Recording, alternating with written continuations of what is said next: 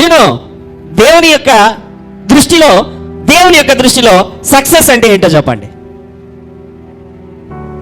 హల్లెలూయా. దేవుని దగ్గరికి వెళ్ళి మీరు ప్రార్థనలో కూర్చొని, ఏంటి ప్రభువా సక్సెస్ అంటే నీ దృష్టిలో ఏంటి ప్రభువా అని మీరు ఒకవేళ అడగండి. హల్లెలూయా. సక్సెస్ అంటే ఏంటో దేవుని అడగండి. నాకైతే ఒక మాట చెప్పాడు, సక్సెస్ అంటే ఏంటి అని అంటే ఏం లేదు. హల్లెలూయా. వినాలనుందా? ఉందా? హల్లెలూయా. మనం రోజు వినేదే, కొత్తగా ఏం లేదు, కానీ అది కొత్తగా ఉంటుంది. హల్లెలూయా. ఏం లేదు. హల్లెలూయా. ఏం లేదు, కొత్తగా ఏం చెప్పేది ఏం లేదు, రోజు చెప్పేది. దేవుని ఆజ్ఞ ప్రకారము, దేవుని చిత్తములో, దేవుని మాటకు లోబడి నీ గుణగణములను ఆయన రూపములోనికి మార్చుకొనుచు, ఆయన స్వరూపములోనికి మారుతూ నువ్వు ముందుకు పోవటమే దేవుని రాజ్యములో సక్సెస్. హల్లెలూయా. హల్లెలూయా. ఆయన రాజ్యమును, ఆయన నీతిని, ఆయన చిత్తమును వెతుకటయే దేవుని రాజ్యములో సక్సెస్. హల్లెలూయా. వాటిని నువ్వు వెదకకుండా నువ్వు కోట్లు సంపాదించినా యు ఆర్ నాట్ సక్సెస్. హల్లెలూయా. అర్థమవుతున్నదా నేను చెబుతున్నది?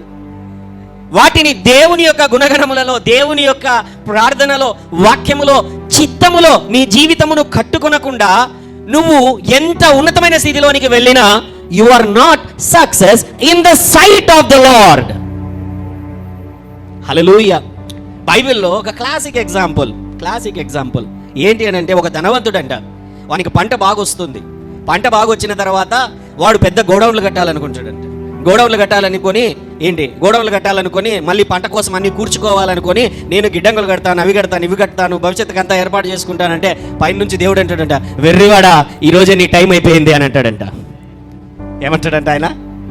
వెర్రివాడా ఈరోజే దేవుడు నీ ప్రాణం అడిగితే where is your life, where is your success? యెహోషువతో అంటాడు కదా, దివారాత్రములు నా వాక్య ధ్యానం నువ్వు చెయ్యి, అదే నీకు సక్సెస్. హల్లెలూయా.